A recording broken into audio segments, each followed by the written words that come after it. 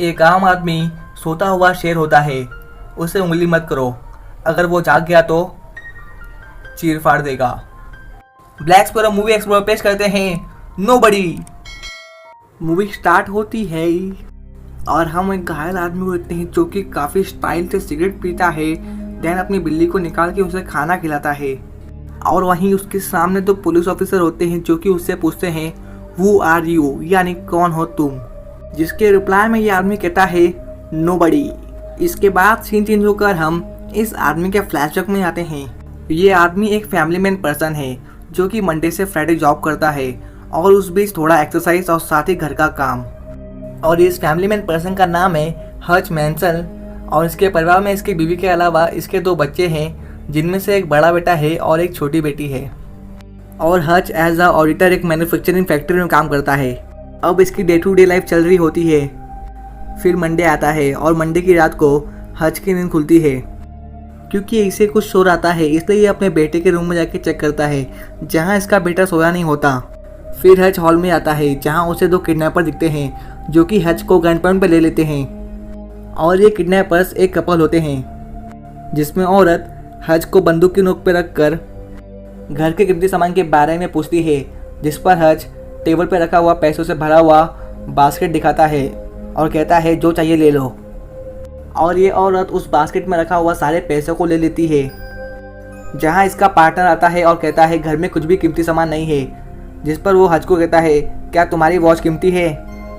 Hutch बोलता है मेरे लिए तो कीमती है, जिस पर ये औरत उसके हाथ से घड़ी लेती है और घड़ी लेते वक्त हच उसके हाथ में बना हुआ टैटू देख लेता है।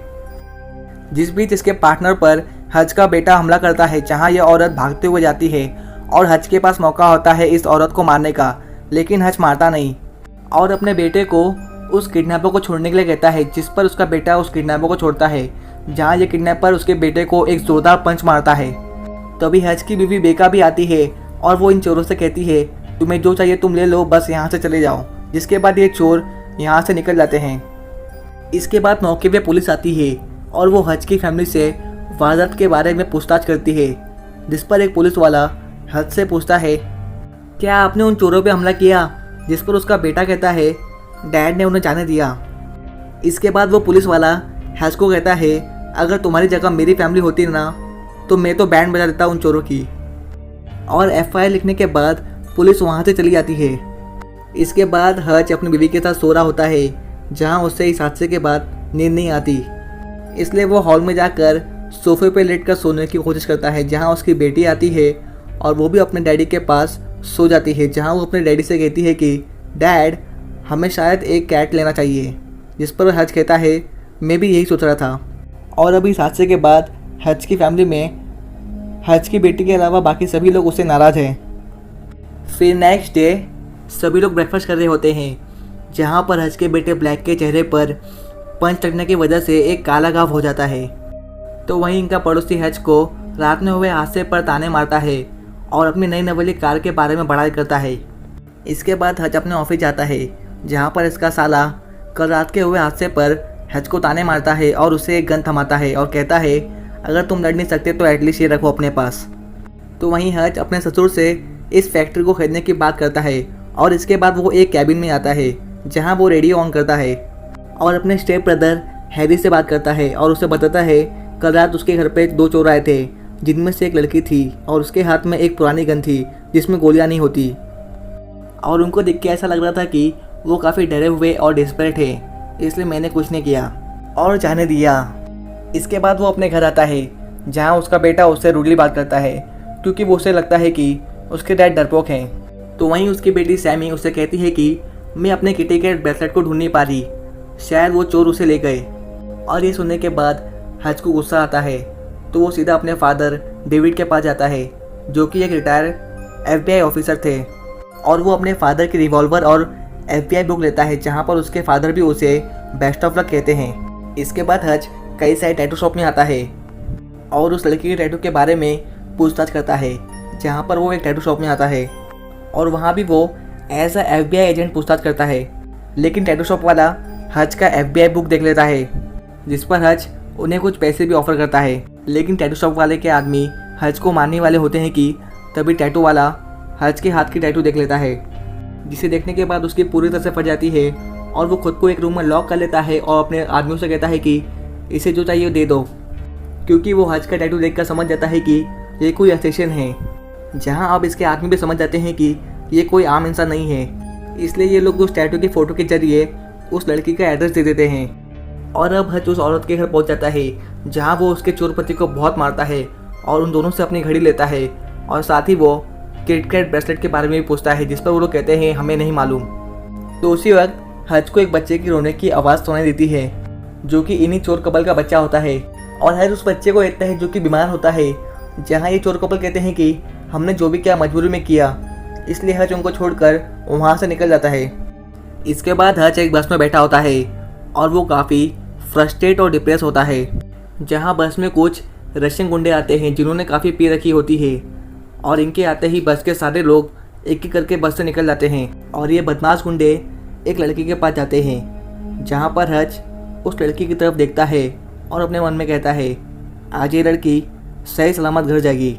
इसलिए हज उन रशियन गुंडों की तरफ बढ़ता है और बस के ड्राइवर को बस से बाहर निकाल कर बस का गेट बंद करता है। जहाँ इन गुंडों में से एक बदमाश हज को पूछता है कि ओए बुड्ढे तो यहाँ पे क्या कर रहा है, जिस पर हज कहता है कि मैं तुम्हारी वाट लगाने वाला हूँ। और ये कहने के बाद ही हज और उन गुंडों के बीच फाइट स्टार्ट हो जाती है, जहाँ ये बदमाश गुंडे हज को पहले तो मारते हैं, लेकिन हज एक एक करके इन सभी को इनकी नानियाँ दिला देता है। जहाँ पर हज किसी की नाक फोड़ता है तो किसी का दांत तोड़ता है, पर इनके फाइट के बीच एक गुंडा हज को नाइफ से स्टैब कर देता है, जहाँ पर हज भी घायल हो जाता है, जिस पर हज उस नाइफ को बाहर निकालता है और उसी नाइफ से इन सबको स्टैब करके अधमरा कर डालता है। लेकिन उनमें से एक बंदा हज को गन से शूट करने वाला होता है, जिस पर हज उस बंदे को रॉड से मारकर बेहोश कर देता है। लेकिन लड़ाई के बीच हज का डेबिट कार्ड वहीं पे गिर जाता है, जहां हज अब सभी बंदों की बैंड बजा चुका है। इसके बाद वो अपने घर जाता है, जहां घर पर उसकी बीवी उसका इंतज़ार कर रही होती है। तो वो हज को इस हालत में देखकर उसकी मरहम पट्टी करती है और उसके जख्मों पे मरहम लगाती है। इसके बाद हम यूलियन नाम के आदमी को देखते हैं, जो कि रशिया का एक खतरनाक और बेरहम गैंगस्टर है। और यूलियन अस्पताल में अपने छोटे भाई से मिलने आता है और उसका भाई उन्हीं गुंडों में से एक है जो कि बस में हज से मार खाए। और यूलियन के भाई की हालत काफ़ी नाजुक होती है, जिसे देख के उसे काफ़ी गुस्सा आता है। इसलिए वो अपने भाई के साथी को मारने लगता है और पूछता है आखिर कौन था वो जिसने मेरे भाई की ये हालत की। जिस पर एक गुंडा यूलियन को वही डेबिट कार्ड देता है जो कि बस में लड़ाई के वक्त हज से गिर गया था। तो वहीं हज भी अब खुश है, उसके मन में जो भी डिप्रेशन और फ्रस्ट्रेशन थी वो अब ख़त्म हो चुकी है। जहां हज की पूरी फैमिली ब्रेकफास्ट कर रही होती है, तभी हज को एक फ़ोन आता है और फ़ोन पे उसका स्टेप ब्रदर हैरी होता है। और वो हज को कहता है तुमने कल रात जिसको मारा वो रशिया के सबसे बड़े गैंगस्टर यूलियन का छोटा भाई है और अब तुम एक बड़ी मुसीबत में फंस सकते हो।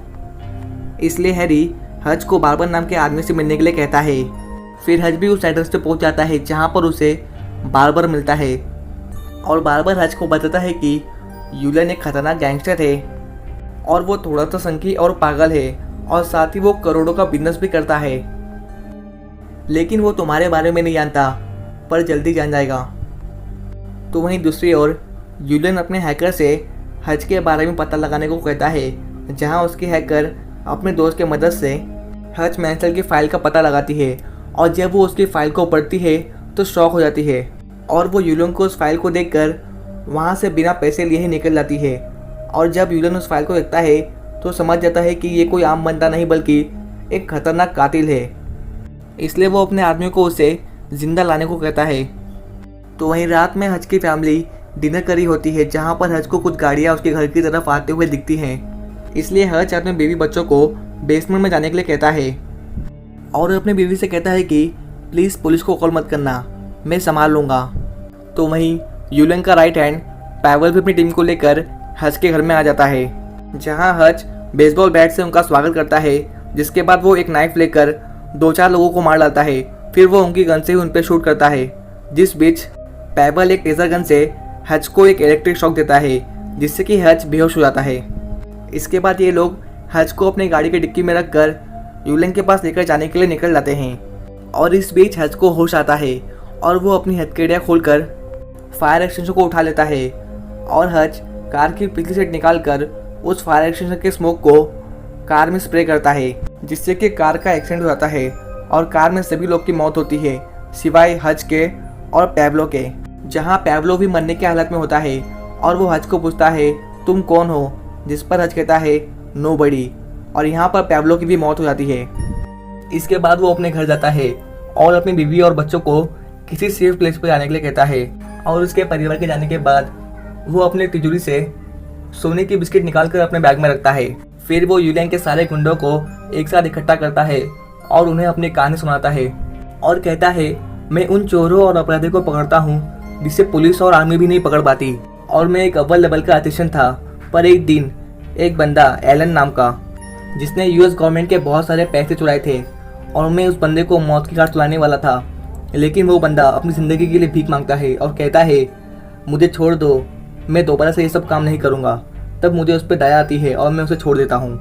फिर कुछ साल बाद मैं एलन को चेक करने उसके घर जाता हूँ, जहाँ मैं देखता हूँ एलन ने बुराई का रास्ता छोड़कर एक अच्छी ज़िंदगी को अपना लिया होता है और अब उसकी फैमिली में 2 बेटी और उसकी बेबी होती है और वो काफ़ी खुश होता है, जिसे देखकर मुझे जेलस फील होता है। इसलिए मैं अपने बॉस से कहकर अपना काम छोड़ देता हूँ और एक शराफत की ज़िंदगी जीता हूँ। पर लेकिन तुम सब ने मेरे अंदर का सोया हुआ शेर जगा दिया और अब मैं दोबारा से एक बार पुराना वाला हज बन गया हूँ। और ये कहने के बाद हज उस घर में आग लगाकर उन लोगों को उस आग में मरने के लिए छोड़ देता है। इसके बाद हज अपने पड़ोसी की कार चुराकर फैक्ट्री की ओर निकलता है।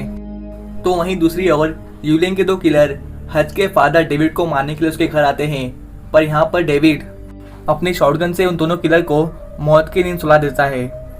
और यहाँ चाचा 2 बड़े हैवी ड्राइवर निकले। ओ चाचा मौज कर दी। इसके बाद हम हज को देखते हैं जो कि अपने ससुर के फैक्ट्री में पहुंच गया है और वो अपनी सारी सोने की बिस्किट अपने ससुर को देकर इस फैक्ट्री को खरीद लेता है। और वहीं यूलियन को उसके लोगों की मरने की खबर मिलती है, इसलिए वो अपने सारे गुंडों को बुला लेता है और हज भी इस पूरे फैक्ट्री में ट्रैप्स और बॉम्ब सेट कर देता है, क्योंकि उसे मालूम है यूलियन उसे इतनी आसानी से जाने देगा नहीं।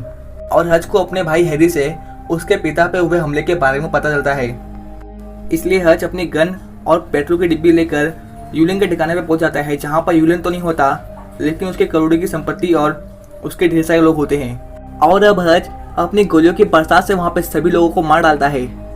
इसके बाद वो पेट्रोल से यूलियन के रखे हुए सारे पैसों को और उस बिल्डिंग को जला देता है।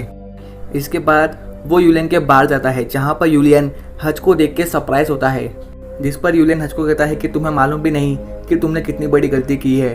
और तभी यूलियन के सारे आदमी हज को गन पॉइंट पे लेते हैं, इसलिए हज टेबल पे रखा हुआ रुमाल हटाता है जहाँ एक बॉम्ब होता है और उस बॉम्ब का ट्रिगर हज के हाथों में होता है। और हज यूलियन को कहता है क्यों ना कुछ बातें हो जाए, जिस पर यूलियन अपने सारे आदमियों को बाहर जाने के लिए कहता है। और हज यूलियन को कहता है कि चलो हम इस गेम को यहीं पे ख़त्म करते हैं, तुम अपने रास्ते और मैं अपने रास्ते। मैं भूल जाऊंगा कि तुमने मेरे घर पर हमला करवाया और मेरे फादर को भी मरवाने की कोशिश की, और तुम भी तुम्हारी सारी बात को भूल जाना। जिस पर हज यूलियन को एक नोटों का बंडल लेता है जो कि जला हुआ होता है और कहता है कि मैंने तुम्हारा सब कुछ ख़त्म कर दिया, तुम्हारी सारी दौलत और तुम्हारे सारे आदमियों को। और ये सुनने के बाद यूलियन गुस्से से पागल हो जाता है, लेकिन वो इस वक्त कुछ नहीं कर सकता। जहां हज फुल एंड फाइनल वार्निंग देते हुए यूलियन को उसके और उसके परिवार से दूर रहने के लिए कहकर वहां से निकल जाता है।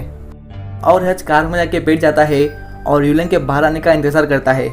जहां यूलियन बाहर आता है और अपने गुंडों को लेकर हज की कार का पीछा करता है और उस पर फायरिंग करता है, जिस पर हज उससे बचते हुए फैक्ट्री पहुंचता है।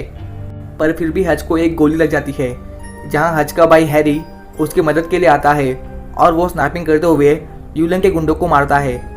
और तभी उसके फादर डेविड भी आते हैं और वो हज को लेकर फैक्ट्री के अंदर जाते हैं, जहां ये तीनों मिलकर अब यूलियन और यूलियन के लोगों को एक एक करके मार रहे होते हैं। और जैसा कि हज ने फैक्ट्री में कई सारे ट्रैप्स और बॉम्ब सेट किए होते हैं, जहां यूलियन के कई सारे आदमी उन ट्रैप्स और बॉम्ब में फंस जाते हैं और उनकी उनसे मौत हो जाती है। और अब डेविड, हैरी और हज ये तीनों बाप बेटे मिलकर यूलियन के सारे आदमियों को मारने लगते हैं, जहां यूलियन आता है और इन पे मशीन गन से फायरिंग करता है, जिसकी एक गोली हैरी को लग जाती है। इसलिए ये लोग कवर लेते हैं और ना ही अब इनके पास गोला बारूद बचा है। और अब हज के पास केवल बॉम्ब बचा है, जहां पर वो एक प्लान बनाता है और वो वहाँ पे रखा हुआ बुलेट प्रूफ ग्लास उठा लेता है और उस ग्लास के आगे बॉम्ब सेट करता है और यूलिन की तरफ दौड़ता है, जहाँ यूलिन भी उस पर फायरिंग करता है लेकिन उसे एक भी गोली लगती नहीं।